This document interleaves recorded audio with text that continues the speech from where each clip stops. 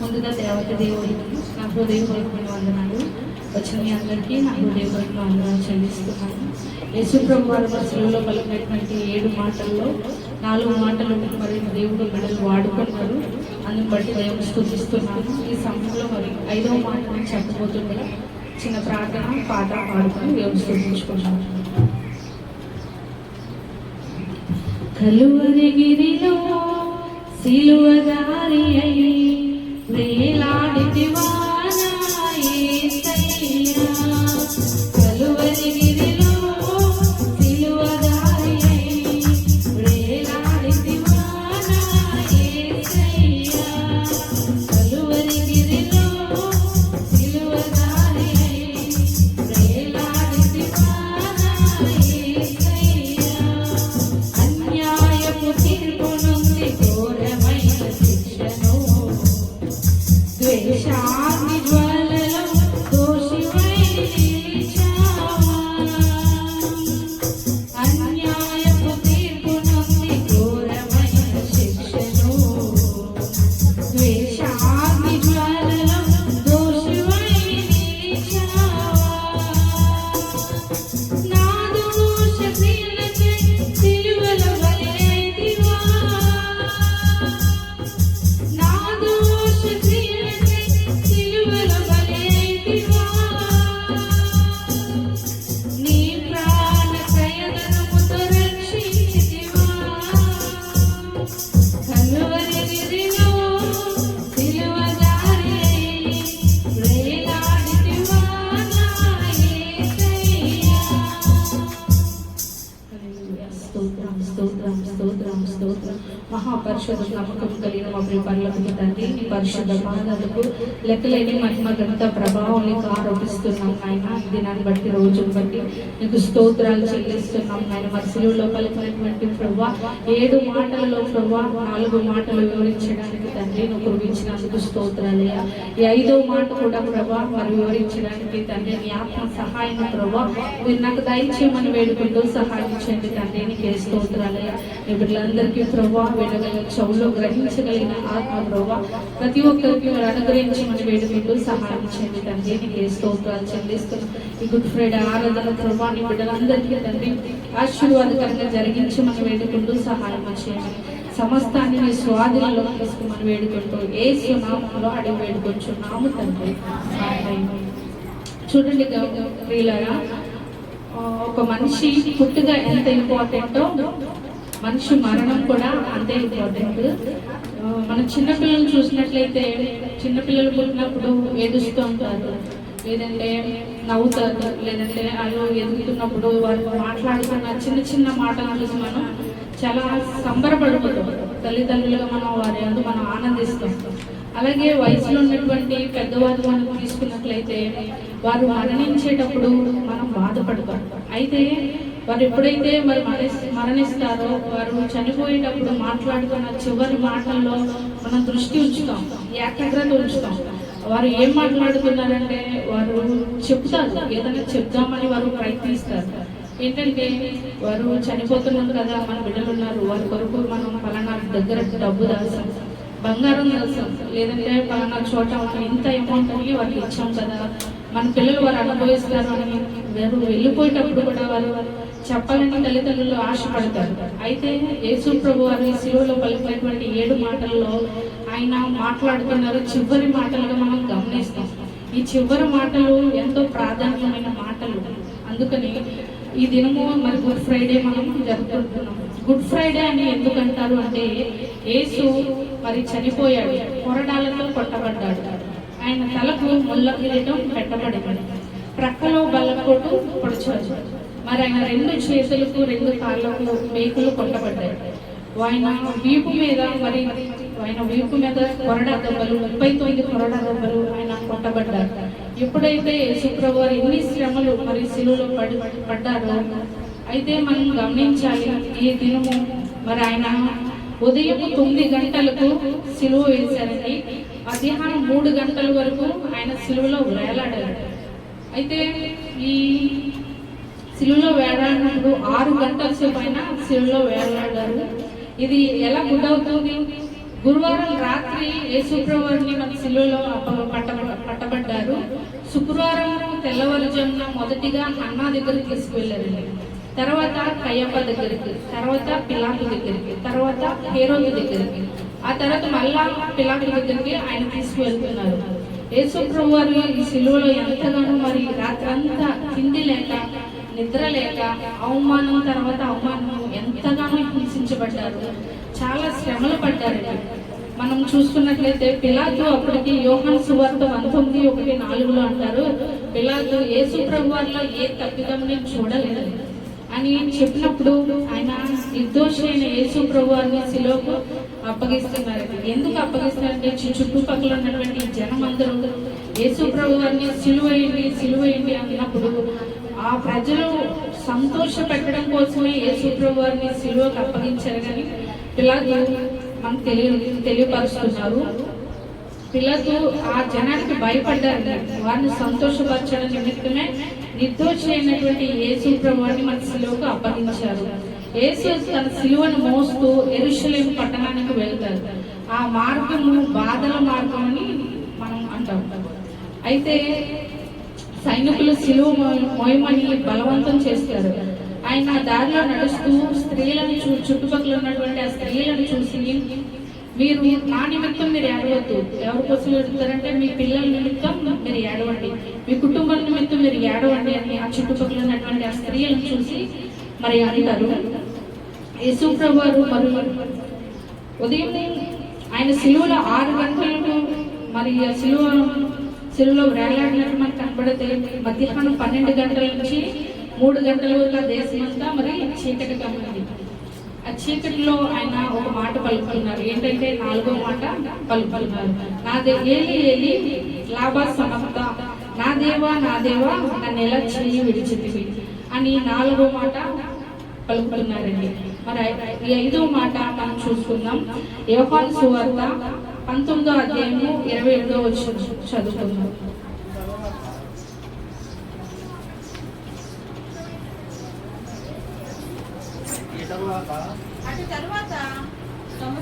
అటు తరువాత సమస్తమును అప్పటికి సమాప్తమైనదని యేసు ఎరిగి లేఖనము నెరవేరినట్లు నేను తప్పికొనుచున్నాను. గమనించండి, యేసుప్రభు వారు ఈ శిలువలో పలికినటువంటి 5వ మాట ఏంటంటే నేను తప్పికొనుచున్నాను. ప్రియ సహోదరుడా, అలాగే యోహాను 19:29 వారు ఒక స్పాంది చిరకతో నింపి హిస్సోపు పుడక తగిలించి ఆయన నోటికి అందించింది. ఈ మాట మనం గమనిస్తే యేసుప్రభు వారు సిలువలో తప్పికొన్నప్పుడు యేసుప్రభు వారు సిలువలో దాహము అని అడుగుతారు. అయితే చుట్టుపక్కల ఉన్నటువంటి జనం ఏమనుకుంటారంటే యేసుప్రభు వారు నిజంగానే దాహం వేస్తుందేమో, అందుకని యేసుప్రభు వారు దాహము అని అంటున్నారేమో అని అనుకుంటారు. అయితే మనం గమనించండి, ఎప్పుడైతే లేఖనము నెరవేరినట్టు ఆయన దాహమని అడుగుతారో సహోదరుడు స్పాంజీ చిరకును తగిలించి ఆ స్పాంజీ నోటికి తగిలిస్తారు. ఆయన సిలువలో పలికినటువంటి 7 మాటల్లో మొదటి మాట 4 మాటలు కూడా వెలుగులో పలుకుతారు, చివరి 3 మాటలు కూడా ఆయన చీకటిలో పలికినట్లుగా మనకు కనపడుతుంది. లేఖనము నెరవేరినట్లు నేను తప్పికొనుచున్నాను అంటే ఇవి 2 పదాలుగా మనకు కనబడుతుంది. 1 లేఖనము నెరవేర్పు, 2 నేను తప్పికొనుచున్నాను అని. లేఖనము నెరవేర్పు అంటే కీర్తనల గ్రంథము 69:21 మనం చదువుకుందాం.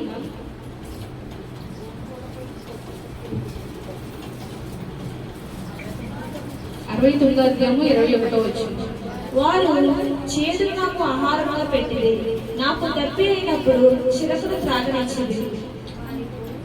గమనించండి, ఇక్కడ దావీదు ముందుగానే యేసుప్రభు వారి కొరకు ప్రవచనం చెప్తున్నారు. ఏమనంటే చదవండి ఒకసారి. చేదును నాకు ఆహారంగా పెట్టింది, నాకు దప్పి అయినప్పుడు చిరకును త్రాగనిచ్చింది. చిరకును త్రాగనిస్తున్నారండి. ఆయన యేసుప్రభు కొరకు ముందుగానే ఏం చేస్తున్నారంటే ప్రవచిస్తూ ఆయన మాట పలుకుతున్నారు. యేసుప్రభు వారు లేఖనము నెరవేరినట్లు ఆయన సిలువ వేయబడుతున్నారు. లేఖనము నెరవేరినట్లు ఆయన దప్పికొనుచున్నారు. లేఖనము నెరవేరినట్లు ఆయన శిష్యులు ఆయన్ని విడిచిపోతున్నారు. ఎక్కడ ఆయన శిష్యులను విడిచిపోతున్నారంటే మత్తయి సువార్త 26వ అధ్యాయము 54, 56 వచనాలు చదువుతున్నాం. మత్తయి సువార్త 26వ అధ్యాయము 54 వచనం, 56. నేను వేడుకొనిన ఎడల ఇలాగు జరగవలసిన లేఖనము ఎలాగూ నెరవేరునని అతనితో చెప్పాను. ఆ గడియలోనే యేసు జన సమూహములను చూచి, బందిపోడు దొంగ మీదకి వచ్చినట్టు కత్తులతోనూ గుదియలతోనూ నన్ను పట్టుకొని వచ్చితిరా. నేను అనుదినము దేవాలయంలో కూర్చుండి బోధించినప్పుడు మీరు నన్ను పట్టుకొనలేదు. అయితే ప్రవక్తల లేఖనంలో నెరవేరినట్లు ఇదంతా జరిగినట్టు చెప్పాను. అప్పుడు శిష్యులందరూ ఆయన నుంచి పారిపోయింది. హల్లెలూయా. చూడండి, ఈ లాస్ట్ 56 వచనం చివరి మాట మనం గమనిస్తే ఏమని, అప్పుడు శిష్యులందరూ ఆయన్ని విడిచిపోయారు. అంటే ఎప్పుడు అంటే లేఖనము నెరవేరినట్లు ఆయన శిష్యులైన విడిచి వెళ్ళినట్టు మనం గమనిస్తాం. ప్రవచనం యేసు ప్రభు వారు ఆయన తండ్రి యొక్క చిత్తాన్ని నెరవేరుస్తున్నారని కానీ ఆయన సొంత నిర్ణయం ఎక్కడ తీసుకున్నట్లుగా మనకు కనబడట్లేదు. రెండవదిగా దప్పికొనుచున్నాను. ఒకటి శారీరక దప్పిక, రెండు ఆత్మీయ దప్పిక. ఈ శారీరక దప్పిక మనం చూసినట్లయితే ఒక మనిషిలో సగటున 60 నుంచి 70% నీరు ఉంటుంది. కానీ యేసు ప్రభు వారి శిలువలో పలికినప్పుడు ఆయన యొక్క శరీరంలో ఉన్నటువంటి రక్తము, నీరు బయటకు వచ్చేసి ఆయన గాయాలు ఎంతగా అంటే ప్రక్కలో బల్లెపోటు ద్వారా, తలకు ముండ్ల కిరీటం పెట్టడం ద్వారా ఈయన ఎన్నో శ్రమలు పడ్డారు. కాబట్టి ఆయన రక్తము, నీరు బయటకు వస్తుంది. ఈ నీరు అనేది ఎక్కడ చూస్తామంటే యోహాను సువార్త 19:34 వచనం చదువుతున్నాం. సైనికుల్లో ఒకడు ఈటెతో ఆయన ప్రక్క నుండి పొడిచెను. వెంటనే రక్తమును నీళ్లలో కారెను. ఏమంటున్నారు? రక్తము, నీళ్లు కారారు. ఆయన శరీరంలో ఏదైనా ఉందండి? రక్తము కానీ నీరు కానీ రెండూ లేవు. ఆయన నీరు శాతం 0 అయిపోయింది. ఆయన ఎంతగా శ్రమపడ్డారు, ఆయన ఎంతగా బాధించబడ్డారు, ఎంతగా అవమానించబడ్డారో మన శిలువ త్యాగం గురించి మనం తెలుసుకుంటున్నాం. ఆత్మల దప్పిక అంటే యోహాను సువార్త 4:13, 14 వచనం చదువుతాం. 4వ అధ్యాయము 13, 14. అందుకు యేసు, ఈ నీళ్లు త్రాగు ప్రతి వాడును మరలా దప్పికొనును. నేను ఇచ్చు నీళ్లు త్రాగు వాడెప్పుడును దప్పికొనడు. నేను వాడికి ఇచ్చు నీళ్లు నిత్య జీవమునకై వానిలో ఊరడి నీటి గుడ్డుగా ఉండునని ఆమెతో చెప్పాను. ఆ స్త్రీ ఆయన చూచి, అయ్యా, నేను దప్పికొనుకుంటున్నట్లును చేదు కొంతకు ఇంత దూరం రాకున్నట్లును ఆ నీళ్లు నాకు దయచేయమని అడుగగా, నీవు వెళ్ళి నీ పెనిమిటిని పిలుచుకొని ఇక్కడికి రమ్మని ఆమెతో చెప్పాను. హల్లెలూయా. ఇక్కడ యేసు ప్రభు ఏమంటారంటే లేఖనం నెరవేరినట్లు నేను దప్పికొనుచున్నా అంటే రెండోది ఆత్మీయ దాహం. ఆత్మీయ దాహం అంటే యోహాను సువార్తలో మనం చూసినట్లయితే ఎవరు కనబడుతున్నారు? సమరయస్త్రీ ఎంతగానో పాపంలో ఉంది, బంధకాల్లో ఉంది. యేసు ప్రభు ఆ పాపం నుంచి ఎలాగైనా ఆమెను విడిపించాలని ఒక ఉద్దేశం ద్వారా ఆయన ఈ మాట మాట్లాడుతున్నారు. ఏంటంటే ప్రారంభంలో మనం చూసుకుంటే అక్కడ యాకోబు బావి ఉండెను కనుక యేసు ప్రయాణం వలన అలసి ఉన్న రీతిని ఆ బావి వద్ద కూర్చుండెను. యేసు ప్రభువారు ప్రయాణం చేస్తూ అలసిపోయారు. ఆ అలసిపోయిన సమయంలో యాకోబు అనే బావి దగ్గర ఆయన కూర్చుంటున్నారు. కూర్చున్నప్పుడు సమరయస్త్రీ అనే ఆమె కుండను నెత్తి మీద పెట్టుకొని వస్తున్నప్పుడు ఆయన సమరయస్త్రీని చూసి ఒక మాట అంటున్నారు. సమరయస్త్రీ ఒకటి నీళ్లు చేదుకొనుటకు అక్కడికి రాగా యేసు నాకు దాహమునకు ఇమ్మని ఆమెను అడిగాను. అప్పుడు సమరయస్త్రీ ఏమంటుందంటే, ఆ స్త్రీ, యూదుడు అయిన నీవు సమరయుడైన నేను నన్ను దాహమునకు ఇమ్మని ఎలాగో అడుగుచున్నావని ఆయనతో చెప్పాను. అప్పుడు అందుకు యేసు, నీవు దేవుని వరము నాకు దాహమునకు ఇమ్మనప్పుడు అడుగుచున్నవాడు ఎవడో అది ఎరిగి ఉంటే నీవు ఆయనను అడగడు. అంటే యేసుప్రభువారు ఇక్కడ ఏ దాహం కోసం మాట్లాడుతున్నారు? శారీరక దాహం కోసం మాట్లాడట్లేదు, ఆత్మీయ దాహం కోసం మాట్లాడుతున్నారు. అందుకనే సమరయస్త్రీ ఒక మాట అంటది ఇక్కడ చివరిలో. అందుకు యేసు నీళ్లు త్రాగు ప్రతి వాడును మరలా దప్పికొనడంటే నేను ఇచ్చి నీళ్లు త్రాగువాడు అన్నాడు దప్పికొనడు. నేను వానికి ఇచ్చి నీళ్లు నిత్య జీవమునకై వానిలో ఊరేది నీటి బుగ్గగా ఉంటుంది. మనకు ఒక ప్రశ్న రావాలి. యేసు ప్రభువారు మరి శిలువలో పలుకుతున్నప్పుడు నేను తప్పికున్నాను అని ఒక మాట అంటారు కదా, ఇదేంటి యేసుప్రభు జీవజలమై ఉన్నారంటారు, లేదంటే సమృద్ధి నీరు కోసం మాట్లాడుతుంది, యేసుప్రభుకి దాహం ఏంటి అని మనకు ఒక ప్రశ్న రావాలి. అయితే సమరసి నీళ్లు నాకు దయచేయమని అడుగుతున్నప్పుడు యేసుప్రభు నీకు ఎంతమంది భర్తలు అన్నప్పుడు ఆమె అంటది నాకు పెనిమిటి లేడయ్యా అంటారు. పెనిమిటి లేదు అన్నప్పుడు ఆయన అంటారు, యేసు నీవు వెళ్ళి నీ పెనిమిటిని పిలుచుకొని ఇక్కడికి రమ్మని ఆమెతో చెప్పాను. ఆ స్త్రీ నాకు పెనిమిటి లేడనగా యేసు ఆమెతో నాకు పెనిమిటి లేడని నువ్వు చెప్పిన మాట సరియే, నీవు 5 పెనిమిట్లు ఉన్నారు. ఎంతమంది అండి? 5 భర్తలు ఉన్నారు సమరస్త్రీకి. అయితే ఇప్పుడు ఉన్నవాడు కూడా నీ వారు కాదు, సత్యమే చెప్పింది అన్నాడు. యేసుప్రభు ఏం చెప్తారండి? సత్యమే చెప్తారు. అయితే 5 భర్తలు ఉన్నారు, 6వ భర్త కూడా కాదంట. అంటే ఈమె ఎంత భయంకరమైన పాపంలో ఉందంటే చాలా బందీ అయిపోయింది, పాపంలో చాలా తీవ్రమైన స్థాయిలోకి వెళ్ళిపోతుంది. ఎంత దాని శారీరకమైనటువంటి దాహంలో ఉంది ఈ సమరస్త్రీ. యేసుప్రభు ఎలాగైనా ఈ సమరస్త్రీని విడిపించాలని ఆయన ఈ మాటలు పలుకుతున్నారు. అయితే ఆ చివరిలో 28వ వచనం చదువుతుంటే, ఆ స్త్రీ తన కుండను విడిచిపెట్టి ఆ ఊరిలోనికి వెళ్ళాను. హల్లెలూయా. ఈ మాట ఆమె లాస్ట్ ఏమంటదంటే తన పాపం అనే కుండను విడిచిపెడుతుంది. యేసుప్రభు ఎప్పుడైతే మాట్లాడతారో ఆమె విన్నది ఫస్ట్, తర్వాత ఆయన మాట చొప్పున ఈమె ప్రవర్తించింది. ఆమె ప్రవర్తన ద్వారా ఆమె పాపం నుంచి విడుదల పొందుతుంది. ఆ దప్పికనే శారీరక దప్పికనే ఆ బంధకం నుంచి పూర్తిగా విడుదల పొందుకొని తన పాపం అనేకుండా అక్కడికక్కడ ఆమె విడిచిపెట్టి. అయితే మనం చూసుకున్నట్లయితే ఆయన శారీరక దప్పిక కాదు కానీ ఆత్మల దప్పిక కోసం మాట్లాడుతున్నారు. 6, 7 వచనాలు సమరస్త్రీ స్టోరీ అంతా మనం చదువుకున్నాం. యేసు మరణం వల్ల మనకు వచ్చే మేలు ఏంటంటే, ఒకటిగా పాప క్షమాపణ, రెండవదిగా దేవునితో సంబంధం, మరణ భయం పోతుంది, నిత్య జీవం. ఈ 4 కూడా మనం పొందుకుంటాం. యోహాను 3:16 చదువుతున్నాం. దేవుడు లోకమును ఎంతో ప్రేమించాడు కాగా ఆయన తన అద్వితీయ కుమారునిగా పుట్టిన వాని యందు విశ్వాసం ఉంచి ప్రతి వాడును నశింపక నిత్య జీవం పొందినట్లు ఆయనను అనుగ్రహించాడు. హల్లెలూయా. ఇక్కడ దేవుడు ఏం మాట్లాడుతుందంటే లోకమును ఎంతో ప్రేమించాడు. ఎప్పుడైతే దేవుడు లోకం ప్రేమిస్తున్నాడో ఆయన అద్వితీయమైన కుమారుని మనకి పంపిస్తున్నారండి. నిత్య జీవం మనం పొందాలని, పరలోకం చేరాలని ఆయన తన కుమారుని ఈ మరణానికి అప్పగిస్తున్నట్లుగా మనం గమనిస్తున్నాం.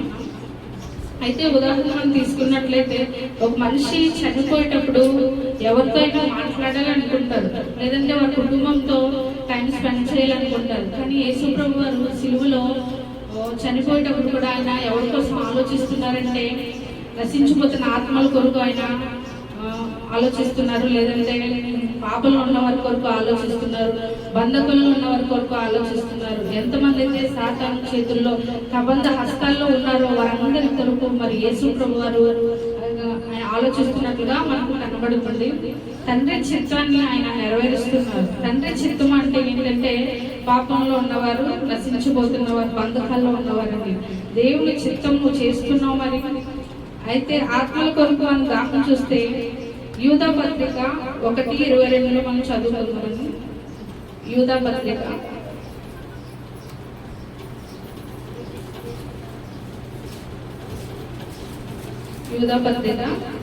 1:22 వచ్చు. సందేహపడు వారి మీద అగ్నిలో నుండి లాగినట్టు కొందరిని రక్షించుడి. శరీర సంబంధమైన వారి అభయత్వ ప్రవర్తనకు ఏమాత్రం నొప్పుకొనక దానిని అసహించుకొనొచ్చు భయముతోను కొందరిని కరుణించుడి. హల్లెలూయా. ఈ మాట అర్థం ఏంటంటే అగ్నిలో నుండి కొందరిని రక్షించుడి. ఎంతమంది మీరు సువార్త ప్రకటిస్తున్నారు? ఇక్కడ ఉన్న వాళ్ళు ఎంతమంది దేవుని చింతన చేస్తారు? ఎంతమంది సువార్త ప్రకటిస్తున్నారు? మీ జీవితంలో మరి యేసుప్రభు వారు ఎన్నో కార్యాలు చేశారు కదా, ఎన్నో మేలు చేశారు, మిమ్మల్ని స్వస్థపరిచారు, అద్భుతాలు చేశారు. మీ జీవితంలో యేసుప్రభు ఏమీ చేయలేదండి, మరి సువార్త ప్రకటించాలి కదా.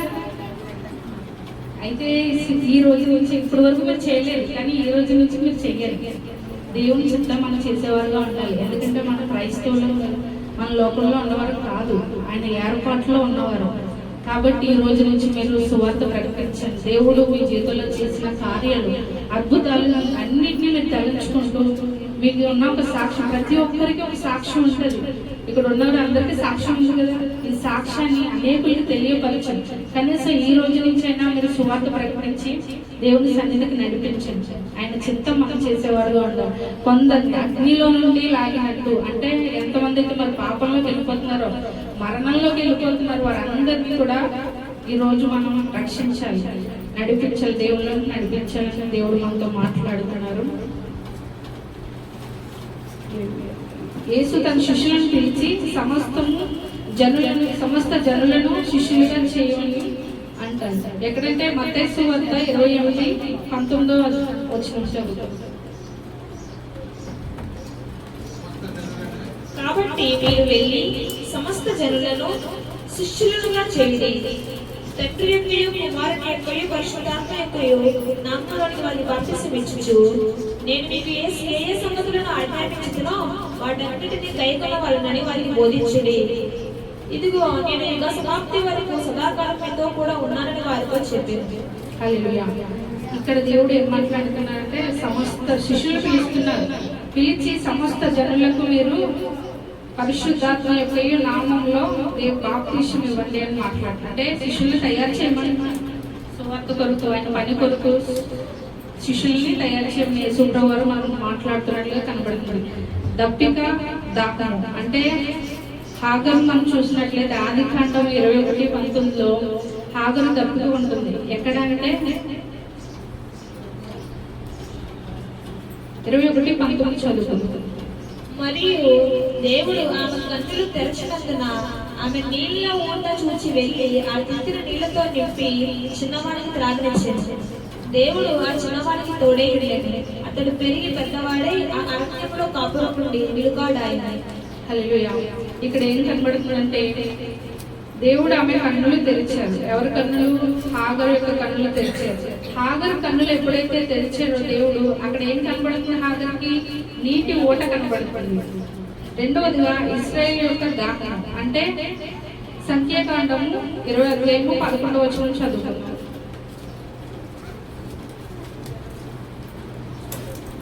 సంఖ్యాకాండము 20:11. అప్పుడు మోషే తన చెయ్యి ఎత్తి 2 మార్లు తన కర్రతో ఆ బండను కొట్టగా నీళ్లు సమృద్ధిగా ప్రవహించెను. హల్లెలూయా. మోషే దేవుడు మాట చెప్పి అక్కడ ఒక బండను కొడతారు. ఎన్నిసార్లు? 2 సార్లు ఆ బండను కొట్టినప్పుడు ఆ బండలో నుండి నీళ్లు సమృద్ధిగా ప్రవహిస్తాయి. హల్లెలూయా. మూడోదిగా సమరస్త యొక్క దాహం ఏంటంటే యోహాను 4:10 మనం చదివితే మనకు కనబడుతుంది. సమరస్త దాహం అంటే శారీరక దప్పిక కోసం. అయితే ఇక్కడ దేవుడు ఆమెను విడిపించారు కాబట్టి ఆ పాప నుంచి ఆమె విడుదల పొందుతున్నట్లు మనకు కనబడుతుంది. సామెతలు 25:21 చదువుకుందాం. 25:21.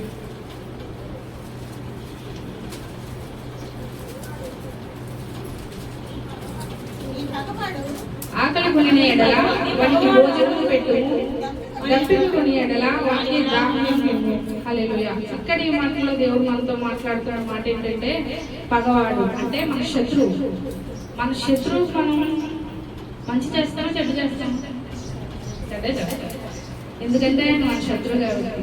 కానీ ఈ రోజు నుంచి ఈ వాక్యం ద్వారా దేవుడు ఏం మాట్లాడుతున్నారంటే పగవాడు కూడా ఆకలి కొని ఎడల భోజనం పెట్టాలి, దాహం వేస్తే దప్పిక తీర్చాలి. ఈ రోజు నుంచి ఈ శత్రువులు ఎవరైతే ఉన్నారో ఆ శత్రువుని సైతం మీరు ప్రేమించాలి మొదటిగా. రెండోది వారికి ఆహారం పెట్టాలి. మూడోది దాహము తీర్చాలి. రెండోదిగా మత్తయి సువార్త 25:42-45 వచ్చింది. మత్తయి సువార్త 25:42-45. నేను ఆకలి కొంటిని, మీరు నాకు భోజనం పెట్టలేదు. దప్పికొంటిని, మీరు నాకు దాహం వేయలేదు.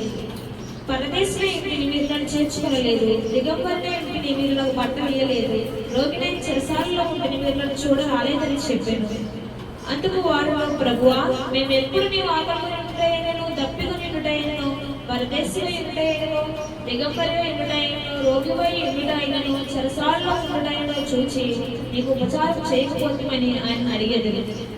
అందుకు ఆయన, మిక్కిలి అల్పులైన వీరిలో ఒకరికైనను మీరు ఇలాగ చేయలేదు కనుక నాకు చేయలేదని మీతో నిశ్చయంగా చెప్పుచున్నానని వారితో అనేవారు. హల్లెలూయా. ఈ వాక్యంలో ఏముందంటే, ఆకలి ఉన్న వారికి ఆహారం పెట్టాలి, దాహంతో ఉన్న వారికి దప్పిక తీర్చాలి, వస్త్రం లేని వారికి వస్త్రం ఇవ్వాలి. అంటే ఎంతమంది అయితే మంచి కార్యాలు, తబిత మంచి కార్యాలు చేస్తారు కదా, అలాగే మనం కూడా మంచి కార్యాలు చేయాలి. క్రైస్తవులుగా మనం ఉన్నామంటే లోకంలో ఉన్నవారు కాకుండా మనం ఒక మంచి దేవుడిలో ఎలా ఉంటామో, దేవుని ప్రేమ ఎలాగైతే మనం కలిగి ఉంటామో అది ఇతరుల పట్ల మనం చూపించాలి. ఎలా అంటే, ఇలా ఎప్పుడైతే చాలా పేదవారు ఉంటారు కదా, ఈ పేదవారిని మనం తక్కువగా చూడకుండా వారి యొక్క అవసరతలు తీర్చేవారుగా మనం ఉండాలి. వారి ఆహారానికి మనం ఆహారం ఇచ్చేవారుగా, దప్పిగా తీర్చేవారుగా, వస్త్రం లేని వారికి వస్త్రం ఇచ్చేవారుగా మనం ఉండాలి. అయితే దేవుడి వాక్యం ద్వారా మనతో మాట్లాడుతున్నారు. అందును బట్టి దేవుని నామానికి మహిమ కలుగునుగాక ప్రార్థన చేసేస్తాం. ఈ వాక్యం ఇంట్లో దీవించి నడిపించాలి. స్తోత్రం స్తోత్రం స్తోత్రం స్తోత్రం స్తోత్రం. పరిశుద్ధ నమ్మకం కలిగి మా పరలోక తండ్రి, ఈ పరిశుద్ధ పాదాలకు లెక్కలేక మహిమకంత ప్రభావాలకు ఆరోపిస్తున్నాం ఆయన. అయ్యా తండ్రి, శిలువలో పలికినటువంటి 5వ మాట కూడా ప్రభావ తండ్రి బోధించిన కృపను బట్టి మనకు స్తోత్రాలయ్యా. మిగిలిన ప్రభావ 2 మాటలు కూడా తండ్రిని బిడ్డలు బోధించబోతుండగా వారికి కృప దయచేయండి ప్రభావ. వచ్చిన ప్రతి ఒక్కరిని మీరు ఆశీర్వదించమని వేడుకుంటూ సహాయం చేయండి. సమస్తాన్ని స్వాధీనంలో తీసుకుని యేసు నామములో అడిగి వేడుకొంచున్నాం తండ్రి.